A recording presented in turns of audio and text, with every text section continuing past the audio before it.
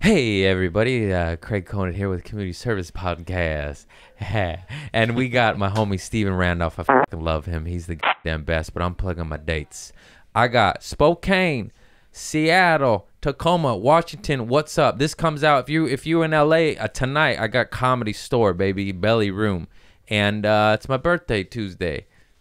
Happy birthday to me, 38 years young. I'm not supposed to reveal my age because Hollywood is a motherfucker. But I love you all.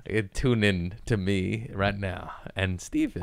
Hey, everybody. Welcome to Community Service Podcast. We are cracked out today. I got my man, Steven Randolph. This guy's a savage. He's drinking cold brew concentrate straight. It's as far as you can go, Dale. No water. It smells like fish pussy. You know that, right? It tastes. It does. It really does. I never thought about it. It's been a while since I've had fish pussy. I said smell, then he went. Well, I smell through my tongue. It does though. It has. I spilt that cold brew on me, and it has this weird pungent fish smell. I don't understand it because it's the oils from the bean or something at such a high level. I mean, this right here is worth a lot of coffee. Yeah, it's cold brew strong in itself, and it's cold brew concentrate. Yeah, you're supposed to add water. And I joined them. I've been cutting back. Yeah, I was like winning in Rome, bro. Yeah. Cheers. You just had a baby, man. Hell yeah. He just had a baby. I got you a gift.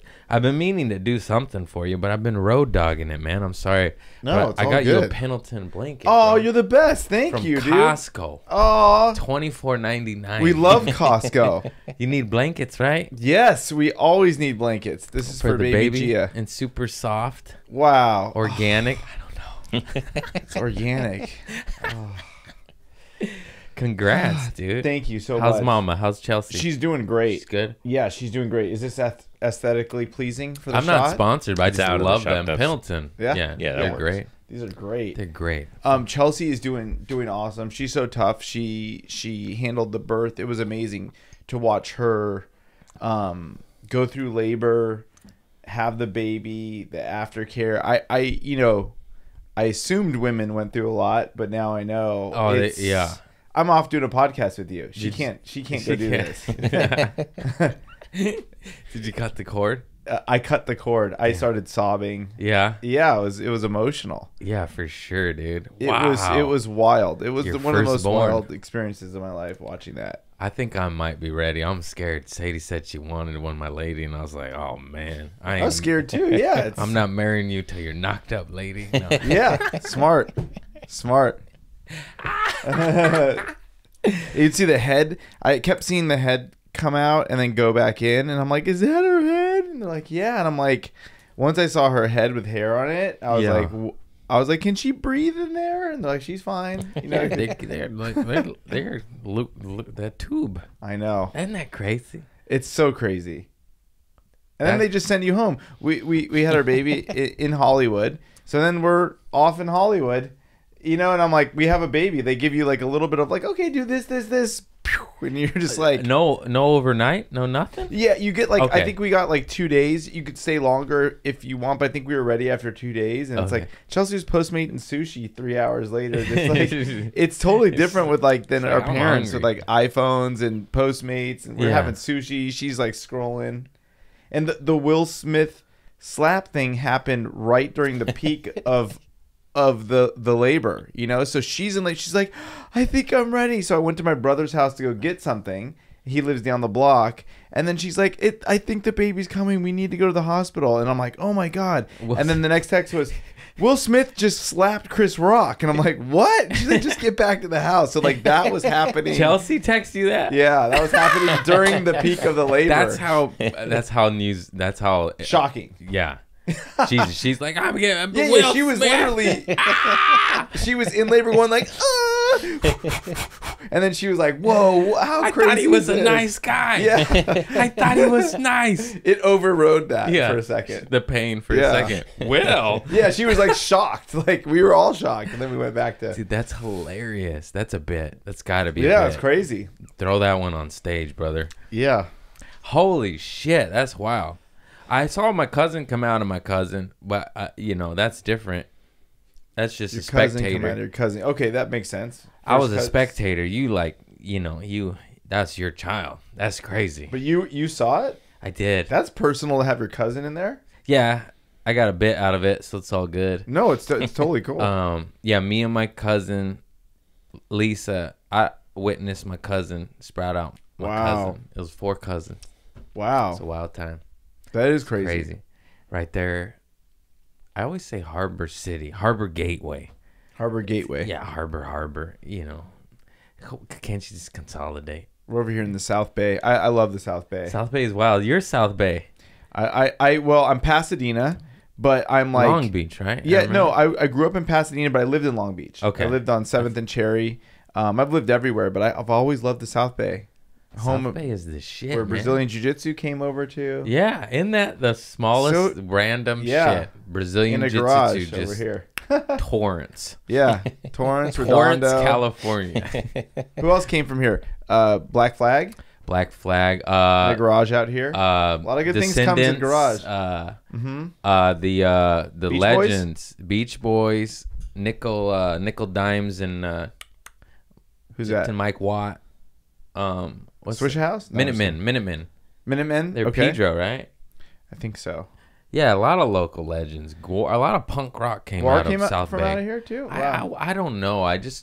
My uncle. It's got a vibe. My uncle would know. I need to have my Uncle Johnny on the pod. He would kill that shit. Yeah, it's good vibe out here. Like I came from Los Feliz, where I love it. From Pasadena, love Los Feliz. But as I'm coming, I have like a convertible top on my car, like a little mini convertible top, and I just pushed it, was listening to some good like house music, and I just was driving into the South Bay. I got here a little early, went to the beach, took the shirt off, just stared at the waves. I was like, damn, I saw where you live. I was like, damn, he lives at the beach. Dude. You live at the beach. This is a lot of people are like, I live at the beach. But it's like, well, you don't. You fucking made it, mama. Yeah. Craig lives this is at the beach. I live on the beach. You can hit a baseball to the ocean. You can. If you're really so good. Cool. Yeah. It's so cool. I fucking am in heaven when I'm not in my head. You got to get out of there. I was a little dark last week. I found out a bunch of stuff. The detox is working. I'm in a better place the last podcast. Detox of what? Sugars and stuff? Or I think I've had 1 cookie in 1 week. And if you knew, bro. Is sugar your thing? Yeah. I had no idea. I'm a crackhead with that shit. Wow, I had no idea. Because, we used to party, and then I got off the shit. And went to the shit. And went to the sugar. Yeah, I got off shit and went on shit. But I'm on this ashwagandha Ayurvedic detox, and I've taken these powders and pills. Wow. And eating real clean and healthy when I can on the road. It's kind of impossible. But even so, you could still it's hard, but you could do it. You could do it. If you have like pre-planned food and stuff. I did. I went to Target and I got some instant oatmeals and blueberries and shit. And I did Wendy's once because it just was what it was, dude. It was late night and I was starving. I was like, fuck. It's so crazy doing the road because being in Southern California, you just think everywhere has great food. You'll be like, I went to no shit against Ohio, but I did shows in Ohio. Fuck, where was I? Where Steven Spielberg was from. It's so funny you forget where you're even going. Cincinnati? Yeah, Cincinnati. And I go, I'm like, what's there to do here? And everybody's just like, nothing. I'm like, is there good food around here? Like, no. And it's like, it's just like one big strip mall. And I want to do a bit about it. But one thing I'm realizing is like, what is it called? Manifest Destiny. When everybody came over and it's like, we conquered the Indians and decimated the Indians to create a bunch. Once you travel, you see to create a bunch of strip malls. Like, because I've been going to all the states now, and it's just they all look. It's like there's a Cheesecake Factory, there's a strip mall, dollar store. It's like that. That was the big Every plan. Strip mall is the same. Yeah. Oh, good. We killed a beautiful spiritual cultural Yeah, I don't understand how that happened. For a fucking dollar store. No, I know. I was, and I could feel the Indian presence, the Native American presence in my heart. It's weird. Like I'll go to like Kansas City. I'm like, ooh, I feel it out here, and I'm like, okay, well, what was this great people was conquered and what was like put up? It was just like a fucking Holiday Inn and a dollar store. I'm like, this is great. How did the universe allow this to happen? The white devil. Yeah, I don't know. Great, like you just feel it. Like great warriors have ran these lands. And you look at, IHOP. Oh, let's go. I was doing shows in Kansas City, and the hotel I was staying at had different ballrooms named after different Indian tribes. And then there was just like a bunch of people just overeating in one. Just like, and I'm like, it's like the Pawnee. Like, yeah. And I'm like, yeah, we're going downhill as a species. There's a rise of independence, but you know, as I travel more, I don't like shitting on anyone's little small town because you feel bad. But just sometimes it's all what you just said, just corporate. It's like you go to a different city and it's the same thing. Every shopping center is the same thing. You're like, wait, I'm in a different state, different city. And it's the same thing. But then a part of it is I'm a little shopaholic. I like familiar shit. I'm like, ooh, TJ Maxx. It makes me happy. But I then love Target. like, it's, you know, who doesn't love Target? I know. I love Target. It makes me get happy. my kitty litter there. It makes me happy. It does. And I guess just some sort of moderation of keeping mom and pops alive and you know, small economy, and like it's funnier, it's funkier. Like Coffee Cartel is a dope coffee shop with little weird. It has weird shit. Where's that at? It's up the block, dude. It's just like 4 blocks away, and it's got now. They have the best cold brew I've ever had in my life. Damn it. Okay, I gotta try. I almost wanted to say like, don't drink that. Let's take a walk, but I don't like to talk before a podcast. It's like jacking off before sex. That's, you know what I mean? You're like, dude, I gotta tell you the craziest thing, but don't talk about it on the pod. It's like, and then, bitch, that's why you you're spit here. it out, and, yes. and you can't, because I've done it so many times. And it's already done, and then you go to retail it, and the magic's gone. It's like, well, let's get that cum shot again. It's not the same. That doesn't shoot quite as far. Oh, skeet. Dark days. You have a baby now. We're still doing cum riffs. I know. I was so good. It just, I realized you're never going to be perfect because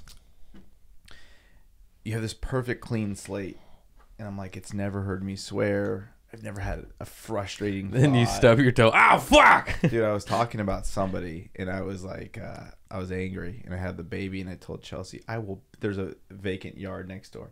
I'm like, I will fucking kill him and bury him in the fucking yard. And I just saw my daughter look at me and just absorb, like, okay, there's problems. We kill and bury. And then she, like, her eyes were dilating, learning in an open way, like, oh, when we're angry about something. I'm like, no. I literally... No. And you just raised a warrior is what you did. I'm like, no, that was wrong. Daddy made a mistake. Like, if we're angry, we talk about it, and we don't ever, like... But also defend yourself. You gotta carry a knife. Yeah, but don't put up with shit. At all times. Don't put up with shit. Glock 19. Full round capacity. Fuck these California clips. She's going to be doing jiu-jitsu 5 and up. Krav Maga jiu-jitsu. Get her in there. Yeah.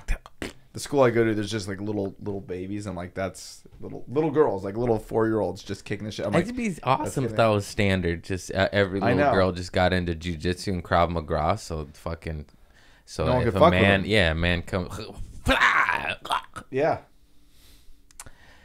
This is. Are these sponsored by the podcast? No sponsors here. This is Trader Joe's, just right? Love, Am I correct or no? That's Target and Costco. Okay. Costco. Waterloo. It's great. It's good stuff. Yeah. Here. But this is Trader Joe's right here. Coaster, though. No cold brew. It's so funny because Craig and I both worked at Trader Joe's. Yes. And we will always, this is Trader Joe's concentrate. And I was like, that one right there. I'm like, I'm hooked for life. I'm hooked for they life. Have the best snacks. Joe's. He got fired too. We discussed this before, but it's hilarious. Yeah, we've discussed this before. We both were hooked on. I was OxyContin, right? Yeah. We can talk about this. Right? Yeah. We both were highly addicted psychopaths running amok, and worked at Trader Joe's, and then got fired. Yeah. And then got sober. Guy. Yeah. I was in that little cooler back there. It was, I would just be drinking beers, throwing them in the baler. I shotgunned a beer and got caught by a manager, and I was just like, "Oh, come on, man, just let it go, bro. What are you gonna do? My razor nicked it. I had to." I was 18 or 17 when I worked there, and don't want to put anybody on blast, but I was just talking general terms. But I'm 17. There was a strict captain. That's the guy who runs the whole store. So there's always one strict fucking loosey goosey, bro. We're Trader Joe's. There's cedar on the walls. Nobody gives a fuck. We're traders. Yeah, yeah. We're pirates. Yeah. Damn, I never used that. My little smart ass like 17. Like we're fucking pirates. Sorry for being a little edgy. Yeah. We're literally pirates, right? We were traders. Like we were pirates. So I smoked a huge bong bong rip, and I go back in the cooler and I'm paranoid, and they're like, oh, we got this new captain and this stuff, and be cool, he's a real ball buster. And he comes in and I'm like, oh fuck, and I'm high and I'm like, putting the orange juice and the beers and stuff up, and he's just staring at me, and he was like, you ever drink beer back here? And I'm like, yeah. And my mom got me the job through somebody that she knew that worked at Trader Joe's corporate. And I was like, absolutely not. I was like, no, sir. And he was like, I don't think you're being honest. I'm like, I don't. And he goes, go open an oatmeal stout or whatever it was and go pound that right now. And I said, I don't want to. And he goes, you're be in trouble if you don't do that. I'm telling you. And I was like 17. So I fucking like, what the I'm already high. I'm like, I'm in high school, and I pound this beer, and he's like, now you just drank a beer and stole a beer on the clock. And I was like, okay. And he goes, but I won't tell on you if you get me cocaine. And I go, is this a joke? Like, are you being serious? He goes, I have a bachelor party. Something just told me you were the guy to ask. Can you get me cocaine? And I was like, I can get you cocaine. And he's like, what's your perfect schedule? And that had the perfect. That's a good manager. Yeah, and that's I was like, good manager. I was like, okay. And he was like, who do you like at the store? And I was like, told him everybody I like. He goes, who don't you like at the store? And he's like, okay, that's all I needed to know. And I just got him his Coke, and it was a great job. That's fantastic. Trader Joe's back in the day, man. That shit. I said this before, but I used to buy a pound of marijuana off one manager and be like, hey, don't tell nobody. And then I would sell it to the whole store. Yeah. And then nobody knew where it came from. But he knew I wouldn't rat on him. He's like, I like money, and I'm Mexican. We don't snitch, baby. Don't snitch. And then, and then I would front people, and then there would be payday, and I'd be like, Trinity I'd like wild. double collect, and I'd be like, yeah. Well, they hired people straight out. They didn't ask for felonies. I kind of put it together because you look, there's just riffraff, like including us. Yeah, like, so they don't drug test. They don't ask. Like one lady used to shoot up her foot, and her foot got all bloody one day. That was working there? We're like, oh, lady. Yeah, and she ended up getting fired because she was doped up, falling asleep at the meat locker. Yeah. Yeah. Boy, that's dark, huh? Yeah. Yeah, and then she fell asleep in her car, and she drove home and like crashed, and she went to jail. Anyways, so yeah. So my daughter? No, we can do Trader Joe's stories for days. Let's go back to back. Dude, this other, I got my homie hired, and he used to leave register and go shoot dope in the bathroom, and I'd be like, dude. Like, and then he got fired for stealing sandwich meat and burritos. I definitely have to make amends. I did take stuff off the shelf. It's so hard. You're smoking weed and it's all on the shelves. It's a drug addict, man. There's something about food where I didn't really, in any job I had I don't think I've ever gone in a cash register and taken money because that's bad. But like at restaurants, supermarkets, for some reason, I think it's across the board where you're like, there's some roast beef up there. Do they like this is $1 billion company? It's stealing food. It seems like not as bad. Oh, I used to put lunch in my nutsack and go outside. I put Voove down there. That's when I was fucked up. As soon as I got sober, no more. Then I went to the spoils. I was like, hey, that's different. That's different. Spoils are different. Before I was the shelf items, and I do feel guilty about that. Stealing is very bad. I don't like it. It's not good. I do not do that anymore at all. I think it's a horrible thing. But boy, did I used to. Let me tell you. Another thing about Craig is I don't know if your fans know, but you don't shit talk. I try public never or to. Private. I get going sometimes because of injustices. You just go fuck, dude. You humbled an entire table one time. We were all out to eat, like 5 or 6 comments. Has this ever been talked about on the podcast? It's just what a good guy. No, I noticed it though. So 5 or 6 people, we are all just tearing into everybody who wasn't at the fucking table. There's 5 or 6 comics, and it gets to him, and he goes, I don't like to talk shit. It just doesn't make me feel good. And it just was like, oh, we're all bad, And it was just like it was humbling in a good way, and you're like, they're not here. I just wouldn't want to say it if I didn't want to say it in front of their face. I don't do that. It was like a real spiritual. It's try. Great. It's awesome. I try to practice what I preach. No, that's a real thing that happened. 2 a.m. We're just tearing into everybody. He doesn't talk shit. That's so honorable. It slips out though. But there's too many shitheads where you're just like, like if I'm talking shit, it's usually they've done something to you. The same guy that everyone hates. It's not gonna be. Yes. it's gonna be a slam dunk. Like, oh yeah, fuck that guy. You know, and you're just one more bullet into the body. God, those are the people. It's like. Back to snitches get stitches, but sometimes like to get rid of to amputate the thing, it's like you don't. It's like do I not snitch, but like how do I get rid of that entity, this caca? Yeah, you know. Sometimes some shit talking. You know what's cool is having a kid. I've been really able to. It's a great excuse for everything. You don't want to do things, and it's also. You don't want to bring that energy. Yeah, we should be thinking about this individually. Like, I don't want to bring that person's energy around me if you don't like somebody. But now that, you know, kind of when you get in a relationship, that's another layer of it. But when you have like a precious little newborn baby, you're like, dude, my people that I've been in my life, you're out. You're out. They don't even know it, but it's like, you're out, bro. I'm not. Yeah, you're out. You and your fucking constant problem, like, bro, you're out. It's really easy to separate. And to get rid of those fucking last little remains of shitheads. I could not agree more, dude. I couldn't just like I just straight up. I hate that I'm saying this, but I download all the data from Instagram. Good though, the motivational. I want all these hip hop artists on Hustle. I've shared it before. What? Hustle Sense. I don't know. This every word they say. It's just like if you ain't raising my vibration, you fucking out, bro. You out. Everything's energy. Everything's an exchange of energy. So it's crazy. I sound so old. Kevin Gates. I don't know who hip hop. Who's the guy? The feather.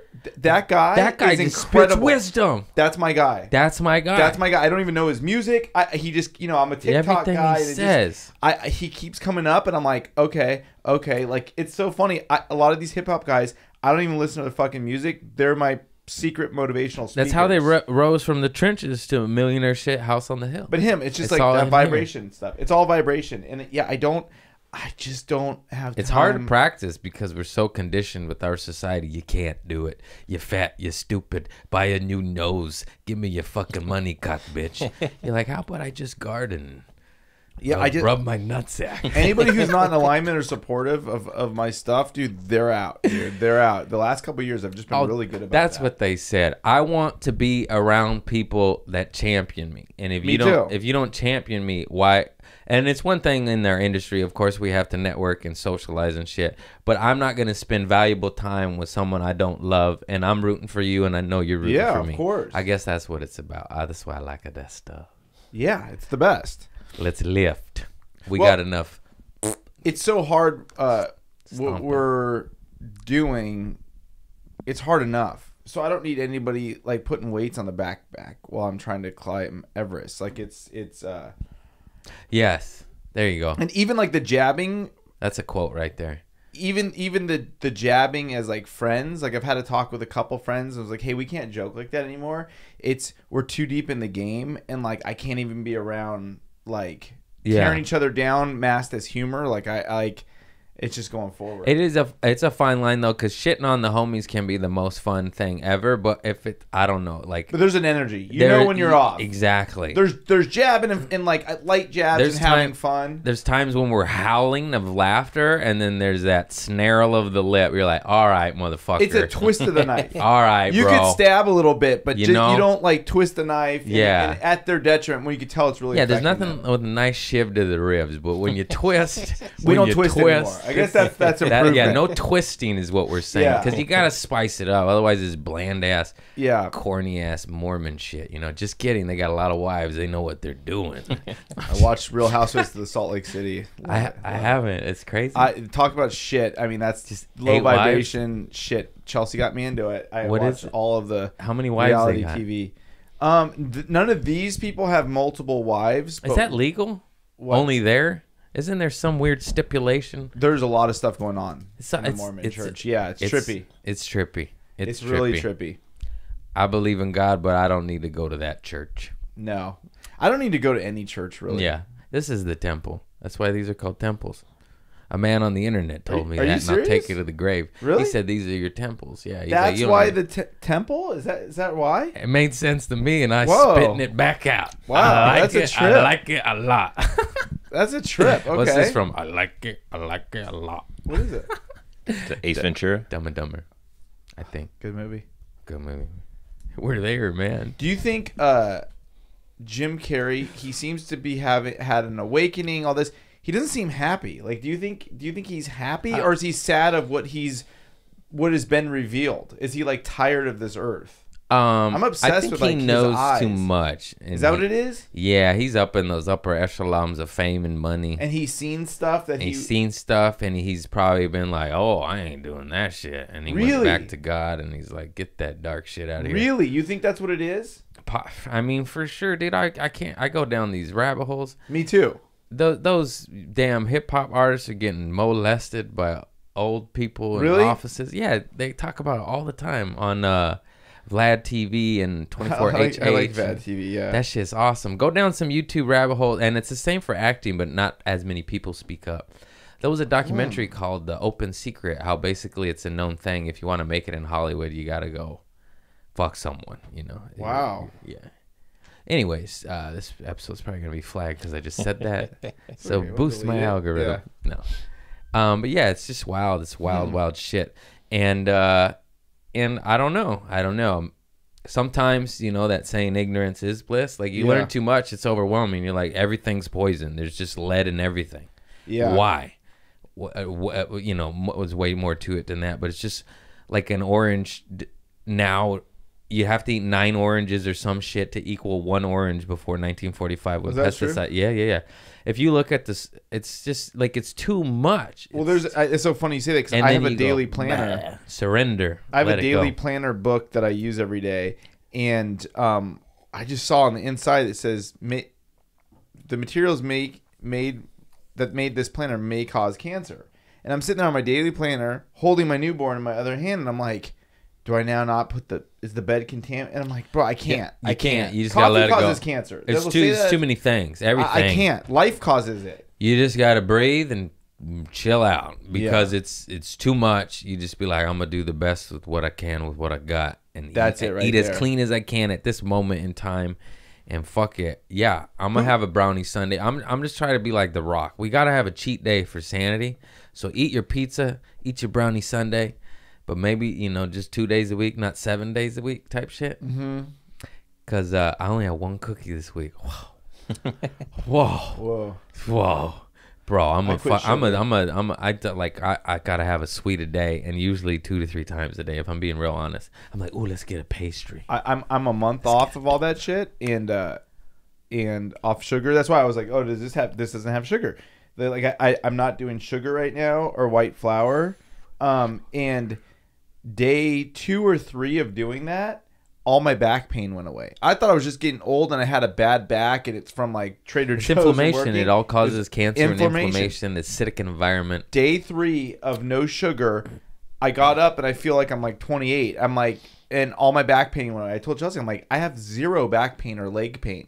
I just realized my shoulder doesn't feel like it's going to fall off, and I played dodgeball yesterday. So I mean, it definitely hurts, but every week prior, I literally like can't lift my drink. I'm like, oh fuck, it's sugar. I really believe it's most of it is sugar. Most of the it is, especially that bleach shit, and I fucking love it. It's my brother went to the Mayan temples. Was it in South America? And it was during 2012, so there was all the conspiracies. The aliens came down, and you know all these tribes were just missing. And my brother asked the tour guide at the Mayan temple, so what happened to all the people, all the indigenous people that just disappeared? And the guy was like, sugar. He's like, the Spanish came over and introduced them to sugar, decimated them. I was like, oh, it wasn't an alien. He's like, sugar. Yeah. So sugar. Yeah. Yeah, it's crazy. Sugar and a little smallpox will get them. Yeah, them going real good. Nasty. God, it's so good. I love it. I want some. I can't talk about it. I'm like, ooh, donut. Because then once you have it, though, it's not the answer. No, and you always feel like shit. You get you real high, and I get that crazy look in my eye, and I chase my girl around, grabbing her butt. You know, I'm like, ah. Oh my god, don't do that to me. It's like, do I have too much sugar? I've been doing cigars lately. You got into cigars? Yes. What is it with you fools that have a baby and you get into cigars? Darius Bennett got into. He had a baby and he started smoking cigars. Darius Bennett smokes cigars. Yeah, he started. I want to know my people. Okay, it's good. I'll go have a cigar with him. Yeah, really? Yeah. He smokes. Dude, I love cigars. Yeah, my brother smokes cigars. Yeah, your bro's big up there in the Big Brother and Jackass world, right? I was just watching some old clips of you getting punched by Chuck Liddell. It's crazy. He was on Jackass or was CKY2K? What was it back then? Who's that? You, Chuck? when you get punched. No, it was Big Brother magazine. It was the skate video to Big Brother magazine, which is like the precursor to Jackass. Yeah, yeah, magazine that like I saw that shit. Remember CKY2? That was brilliant. The freestyle yellow. Yeah. Remember that? That's what I was saying. You know about Bam. Bam's up in the tree. Yeah, Bam was like really ahead of his time. Yeah, we copied that in high school. And we go jump off high buildings into bushes and just hurt ourselves. It was awesome. It's amazing. Like I was talking to my brother or somebody about it, like what Bam did when he was like 19. It's not only that he filmed that stuff, but he filmed it, produced it, edited it, directed it, and then had it wasn't just on the internet. Like he sold DVDs. Yeah, he sold distributed. Like how to have that mindset at Hustle, that young of baby. age. It's incredible. Sublime used to sell tapes out the trunk of their car. Really? I sell hoodies out my suitcase. You gotta fucking hustle. Hustle. Yeah. It's the best. There's nothing better than making money. It's a good feeling. It's a good feeling. I never really made any money till about last year, and it feels really good. And you know what's crazy? I thought, I was like, oh, I'm rich. Like, the money I'm making isn't anywhere near to what other people think is wealth. Well, there's always... But to me, I'm like, I'm rich. There's always the next level. There's always... Somebody's going to look like, oh, you're poor. And I'm like, fuck you. That was... Yeah. Should have saw the $15,000 year before. Yeah. I've had those years. Yeah. We're at the end. Yeah, your tax That was returns, 2019. You're like, oh, shit. $15,000. And I went... That's poverty. I was like, what? What was that? Yeah. That's scary. It makes me laugh. Like, I share this shit and people get sad. I'm like, no, this is funny. Yeah. This is awesome. Now I got money, but it's going to my tooth. What happened to your tooth? Oh, a whole lot. Gone? Yeah, I'm getting new shit done Wednesday. Are you going to get it done here? Beverly Hills, fancy bougie doctor, get it done right, because I already went to the cheap motherfucker. You go to Costa Rica, because I have friends that go to Costa Rica. I was thinking about going to Mexico or Costa Rica or Brazil and just take a vacation, get it done. Yeah. I'm gone every weekend. It just is what it is. Gonna do here, I'm getting robbed. I'm not getting robbed. They're fucking the best. I believe you that. pay for what you get. I Agreed. ain't doing this again. This is fixed, but I have to refix it because of shitty dental work and cheap. I always trip out when I see like rich shit. people with fucked up teeth. It's like, dude, you put money in your mouth. I never get that. It'll be like, oh, this guy's a millionaire. And he'll be missing bag. like 2 teeth right here. And I'm like, not to be vain if that doesn't bother you, but that's just like that's the hood of your car. You're driving around with a dented car and you're worth $5 million. You're in an Armani suit with a fucking Mr. Ed mouth, motherfucker. Yeah, or just like a stain on it. It's just like it's like OCD. Fix your it's fucking like, teeth. Just fix the fucking tooth. I'll never forget this. This is a positive TV show, and there needs to be more of this. But it was a successful lottery story. It was like people who won the lottery and did good with it. Oh, I never didn't know that existed. Exactly, because it made you feel good. Why would they do that? They give you the lottery like the guy that lost it all. Cheated on his wife, 7 hookers, died. Cocaine, fentanyl, done. 50 mil down the drain. Yeah. And this one motherfucker he wouldn't smile because it's fucked up, but he had those big old wooden Mr. Ed teeth. Yeah. He looked like a donkey mouth motherfucker. And he to where the point where it was sad, he lived his life like this. He didn't want to laugh. He didn't want to smile.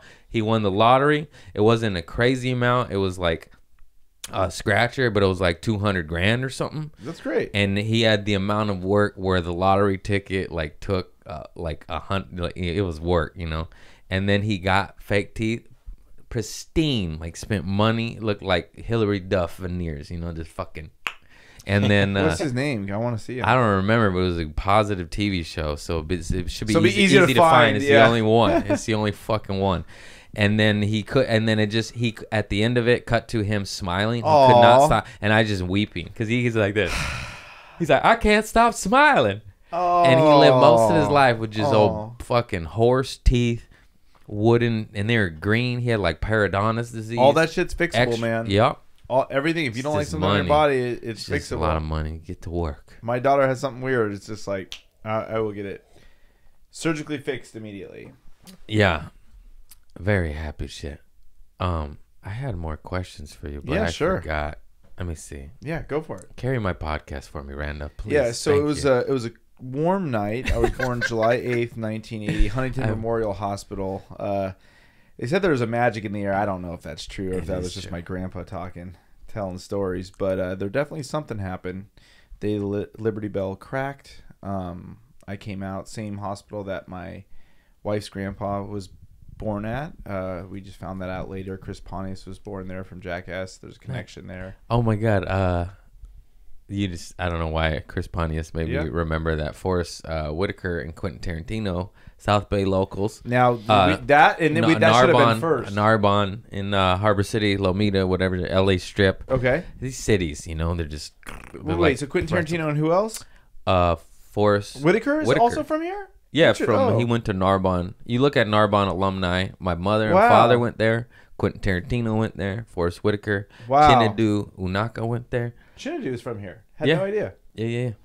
Yeah, South Bay is a special place. And there's a movie. Did we talk about it on the last podcast? Stone Age? The Stone Age, which is just all about this area. I just remember those tits in it. And I was an 8-year-old and I was like, wow. I was like, Rat Beach. So they're obsessed with Rat Beach in that movie. Yeah, and what's the deal with Rat Beach? What is the deal with Rat Beach? It's just It's called Burnout. I live near Burnout and Rat Beach. It's just and they're like Rat Beach, and then there's the Palos Verdes, right? Which is Peavers. That was like the enemy in the movie, like the Cobra Kai. The rich kids. Yeah, the rich kids. Is that hill? When I went to the beach out in front of your house and I see that the coast and the mountains to the right, is that Palos Verdes? Yeah. Yeah, that's Peavers. Money. Yeah, that's money. It's no Rat Beach. I know they call it Rat Beach. It's literally one of the most beautiful little corners in the world. Like Maui. How about beautiful beach? Yeah, it looks like Maui. How about gorgeous? Yeah. Okay. Quentin Tarantino's from here. That's awesome. Yeah, it's wow. Random. I have one story I brought up to my lady that I totally forgot about, and maybe it'll inspire another similar story. I was on a date maybe about 15 years ago, and there was a lobster festival at the King Harbor Redondo.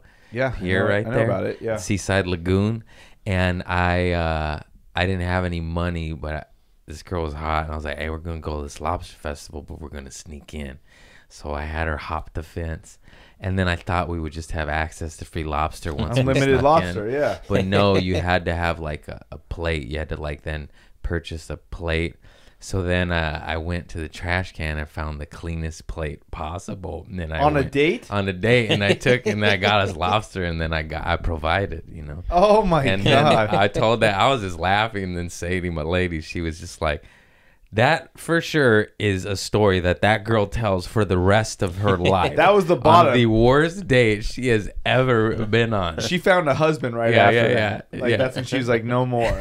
No more riffraff. No more guys from Rat Beach. Yeah, no more funny poor dudes. Dude, I don't care.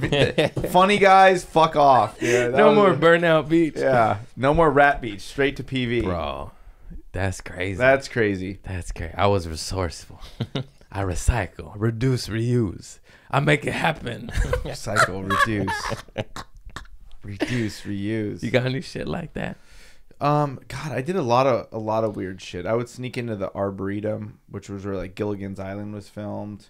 We'd cut the hole in the fence and like hang out there and have beers there at night. I did a lot of sneaking into places. Yeah, it's fun. Sneak into pools, at apartment buildings, old folks' homes. Yeah, I like sneaking in. Awesome, when I was a kid, I used to like sneaking in and pool jump. We'd pool jump and swim in people's pool.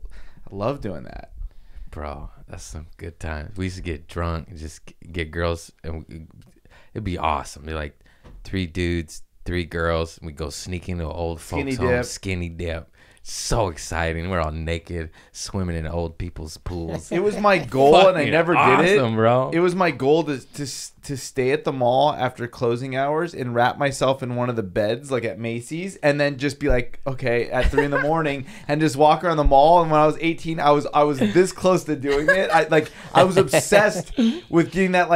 There's okay, this is gonna sound weird, but in bookstores, which there's no bookstores anymore, but I would always have to take a shit. There's 2 left. Yeah, I would always have to take a shit Do you know about that whole thing? At the bookstore? At the book. So whenever we go to Crown Books or Dalton Books as a kid, as a little kid on the weekends, my mom would be like, all right, let's go to the bookstore or whatever. We'd be at the mall and I'd be like, I have to shit. I couldn't be at a bookstore for more than 5 minutes. Why did the bookstore make you shit? I Googled it 5 years ago. There is a laxative in the book bindings in the glue to some people. And then everybody was like, finally, I found out why I wasn't going crazy. Because my mom would be like, Steven, you don't. I walk into a bookstore and I have I had diarrhea. Explosive diarrhea. But I also have to shit when I'm super comfortable and it makes sense in nature. Where once you're comfortable and you're safe, then you're safe to take a shit.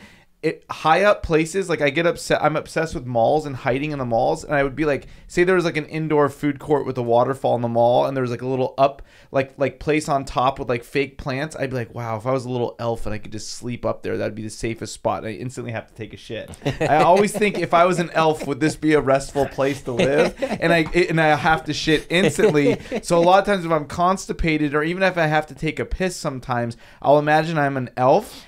I actually truly did this in your bathroom. I was like, well, they could hear me peeing. I got stage fright. There's this whole room set up. I have to go pee right here. And then you have crystals above your toilet. And I just imagine I was a little gnome and I was sleeping next to the crystal. And I was like, Craig doesn't know I'm here. I'm just a little gnome sleeping among his crystals. And I just stream came out. I do that every piss and shit. I've never told anybody that. I think you need help, man. No, I'm just kidding. No, I think I found it. You have problems with peeing and pooping. Just imagine you're an elf, right there. I don't know if you could see with the cameras, but he's got a plant right there, right? You just pretend you're a gnome in the plant. So I would imagine.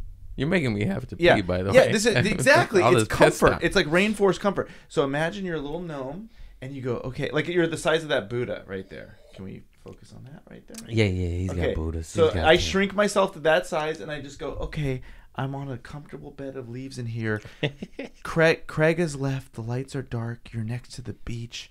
There's probably whales within 3 miles of you. It's safe. And then I shit or piss. I do that all the time. Or if I get really uncomfortable, like in a meeting or something, I'm like, if it works, it works, baby. Yeah, I'm obsessed with like little comfort spots, little secret comfort spots. I just pinch my dick and push and go. You do really? And then it gets like built up, and then I go. It's probably my ex-opioid prostate issues. I was hanging with this dude from the South one time, and we were somewhere with my brother, and somebody was like, dude, I gotta take a shit so bad right now, and there's no bathroom. And he goes, well, you could do something to change it. You won't have to shit now, but it'll change your shitting for the worse for the rest of your life. And he's like, if you go somewhere and squat down and just pull on your balls really hard, you won't have to shit anymore, but it'll fuck up your shitting the rest of your life. And I was almost, I think me or the person that had to shit was like, should we do that? And we decided not to. Yeah, just shit the floor. Just shit in a bag, bro. I don't want to mess up my bowels the rest of my life. I know. That's crazy. I know. Well, you do this, it's 5 minutes of comfort for a lifetime of hell. What's it going to be? I also I read this book on Disneyland called Mouse Tales, and it was like all the weird shit that happened at Disneyland through the years. And there's a 12-year-old runaway. Too many things. It's getting worse and worse. It's going public now, and their stock's tanking. What the fuck's going on, Disney? Get your shit together. I want to love you. Too many weird. There's some weird shit going on. A lot. Walt Disney's house is right near my house. We go on a walk, and his original house is over there in Los Feliz. But a runaway 12-year-old got into Disneyland and lived at Disneyland for 3 months and would just blend in with the guests during the day, eat scraps of food laying around, and then sleep on Tom Sawyer's Island. Like, the balls on this kid. He was Tom Sawyer. He was Tom Sawyer. That kid, wow. Tom Sawyer. Move over, Huck Finn. Here I come. But to do that at 12, to have the like perseverance and the balls to just sleep alone for 3 months at Disneyland. Remember when we would run away as kids? We'd go for 1 hour and be like, "What happened? They didn't send the troops." I remember my brother said he was. I think about this cutest moment. He was like, "I'm leaving." And he packed up a suitcase and he brought a telescope with him. And we just watched him, and then he just came home. And I was like, "That's so cute." You're just gonna like, "Ahoy, matey!" It's so funny. What are you doing over there? I'd go smoke cigarette butts I'd find on the floor. Oh yeah, always. You know what's crazy? I was thinking about this the other day. Is I have a little kid, and you see kids now, and everybody's on their cell phones, and kind of not even domesticated is the word, but just plugged in and there's nowhere to hide. I had a moped when I was 11 or 12 years old. My dad just said, here's your moped. I'm like, oh my God, thank you so much. It was like 7th grade, 11. I had a moped. I had my best buddy Casey on it. We had our aviator shades that we just bought in the gas station. Like, and I would smoke cigarettes and we would just ride on this fucking moped around Pasadena. It went like 20, 30 miles an hour. So I would drive at 11 years old in 7th grade for an hour that way. And I'd be like, oh, I'm in Rosemead. Now I'm in fucking, way south, Whittier, or wherever the fuck I ended up. And then it would go, no, and run out of gas. And it'd be like, I was 11, 23 miles from my house, no cell phone, and a pack of cigs. I was like, I had to figure it out. I'm like, hey, mister, can I have $1 for gas for my moped or whatever? But like, I can remember a couple times it broke 11 miles from my house. And I'm like, I have to deal with this. Like, my parents aren't around. I'm 11 miles from home. I'm 11. That's great. I never. Mine was a bicycle, but I didn't get 23 miles or away. Whatever.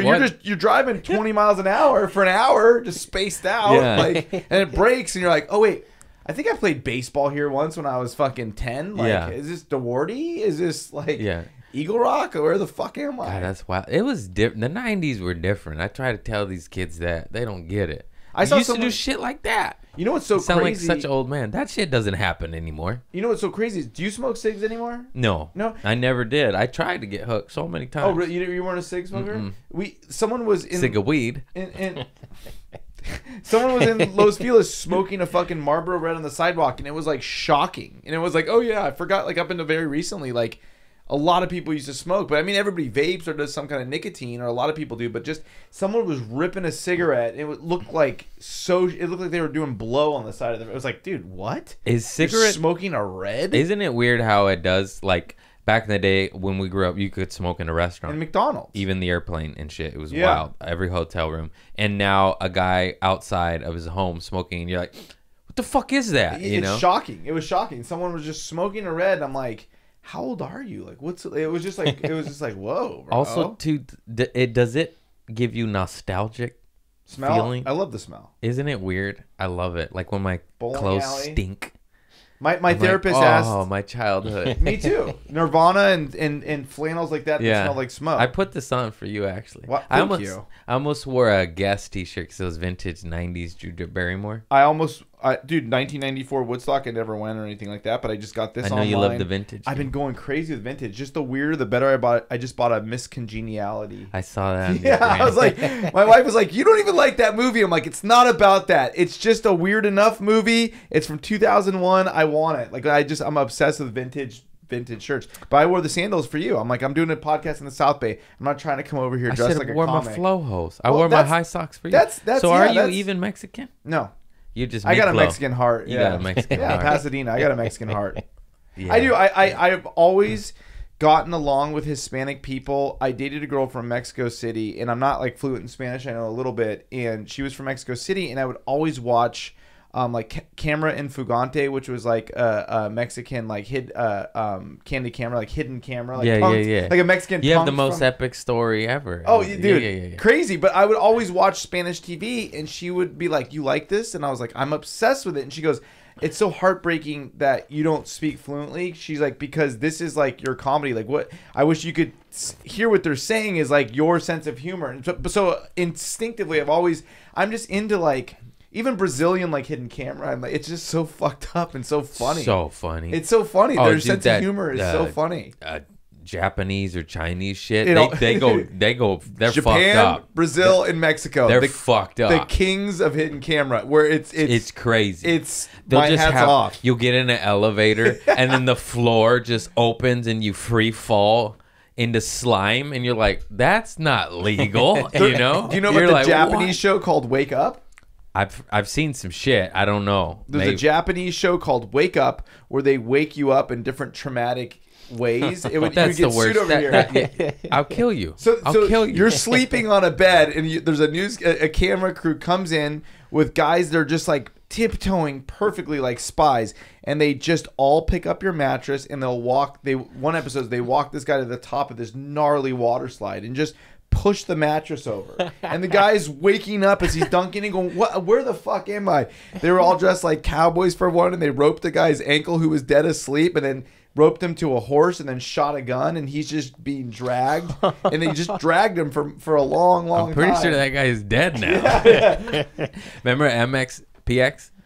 What was that? That was the one where it was a Japanese, or forgive me, I don't know what country it was originally filmed in, but then Spike TV redubbed it and Max X? Maximum exposure. Yeah. Where they just voiced over people. Yeah, falling and what was it called? What did I call it? MXPX. Yeah, maybe that was Max X. Max X. Yeah, I get everything wrong. That was it for sure. But dude, the voiceovers were so funny, man. Oh, dude, I specifically remember what you're saying. Holy shit! They were like, this poor guy's teeth are on the next place. Like, bro, this guy died. And they're just I totally forgot about that. I just remember this one lady, and she went. And they voiced over, I queefed. And I fucking would rewind it over. And me and my sister, it was very funny. I forgot about Max X. The voice, that was specifically the voiceover. It's got to be illegal now. They would have someone getting shot with machine guns, and they'd be like, "Wow, this guy's full of holes." That's not on the air anymore. Could never be. Because of the sensitive woo woos. That's why I blame them. I don't know. Dude, did you see Doug Stanhope's new sketch he posted? No. Oh my God, it was Old School Man Show, him and Rogan, and it was about how it was a sketch on how they made a dating app, a call line where they only date terminally ill women. Oh, whoa. And then it was so dark, but it was so funny. That was on normal TV. Oh my God. Like that was on TV. And I was like, oh, they would never allow that, write that, none of that. That would never exist.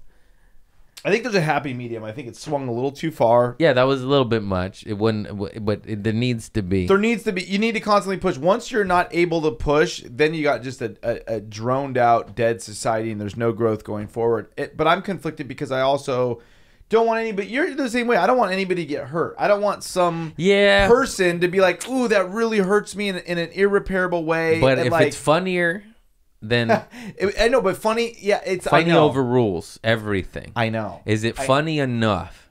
Then you should say that's what it is. If it's funny overrules anything, and even the things that are most personal to and it overrules in different cities, different clubs, different states. That's what's crazy. Some of my friends, my daughter, my fucking precious daughter, they've said some really crazy shit already, a couple of my friends, and I'm like, that's so funny, I can't get mad. I mean, it's nothing like personal about my daughter, but they're just making like saying inappropriate things, like I have a baby daughter, a baby girl, and they're just saying crazy, but I'm like, that's so funny. And if it's funny, it's funny, it's forgivable. But when you're playing with that kind of edgy humor, you can't miss, because if you go really hard on something like personal to somebody, it could go bad, and it's not. You better hit. You better hit because it's not funny. Then it's like, dude, you're not. You're fucking out. Now of there. You're my sworn enemy. It's got to be funny. The end. It's got to be funny. It's funny because even comments on the gram, like if it's funny enough, I'll pin that motherfucker. 100%. But if it's not, I will block you. You know what I've always said? Is it funny or does it hurt my soul? You know what I've always said? It's so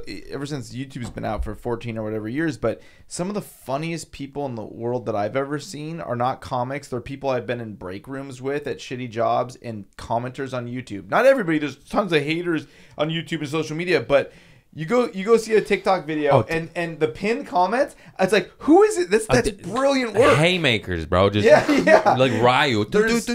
I'm a fan of even an anti-me. I'm anti. Do you follow comment awards where it's just a highlight of the best comment? No.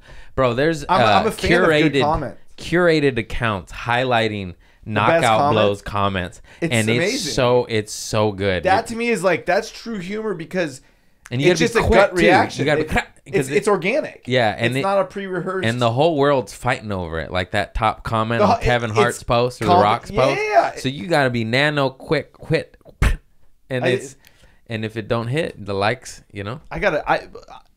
I'm more proud of some of my comments, and I'm not a good commenter. It's weird. I'm a decent comic. I'm not a great commenter, but like, the Grape Juice Boys or some big account posted like a girl's bedroom with a tarp on it, and like a hippie tarp on the back, and it was like say a comment. I said something like, I'm not religious, I'm spiritual, or I said just something, and it got like 10,000 20,000 likes on the comment. I was like, that's good work. That's good work. It was like, here we are, stand-ups. I'm gonna go out to Texas next month and gain you steam, man.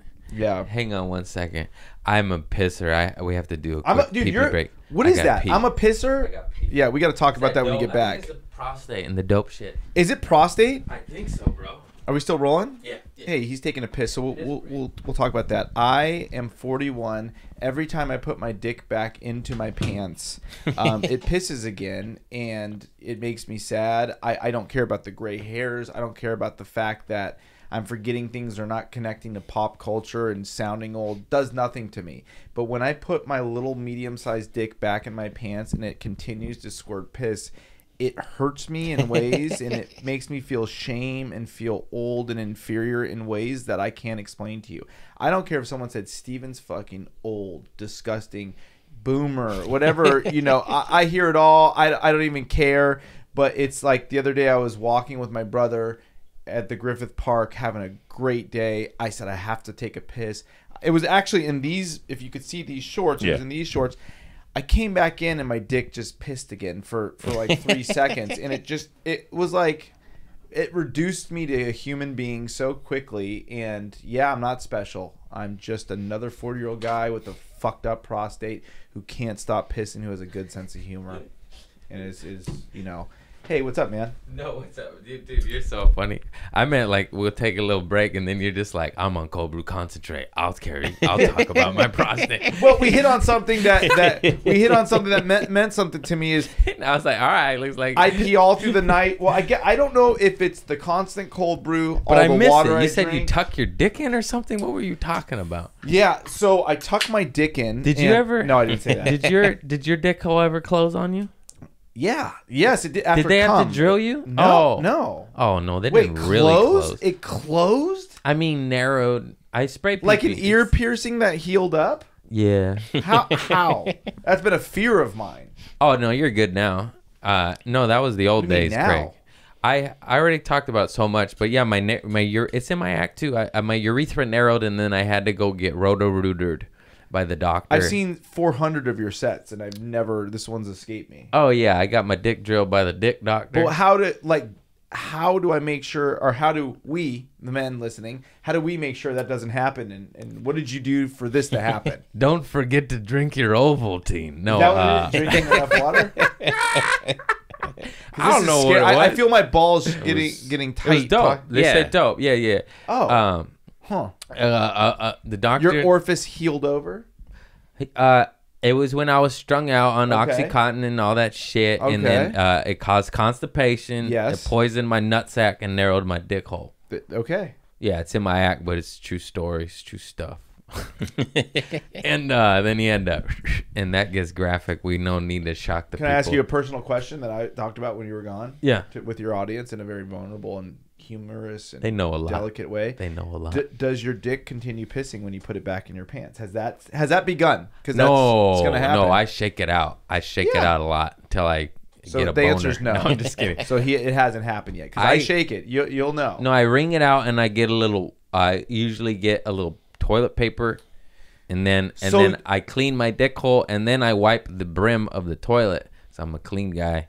And I want to be respectful, but some homes are real dirty. I'm like, I ain't touching that. That ain't me. How long have you been wiping your dick for? Because I've only been doing it for 3 months. I saw a friend, my good buddy I grew up with, Brent, do that in high school, and I went, oh, that's a good idea. I just been dripping down my leg. Shout out to Ozzy Ramadan, good childhood friend of my brother and I. Ozzy Ramadan used to wipe his dick after peeing. We would make fun of him. It's a good practice. I was on a plane 3 months ago, and I looked and I just said, I'm gonna wipe my dick, and I was like, wow. And I wring it out. I said, we made fun of you, and he goes, welcome. You just grew up.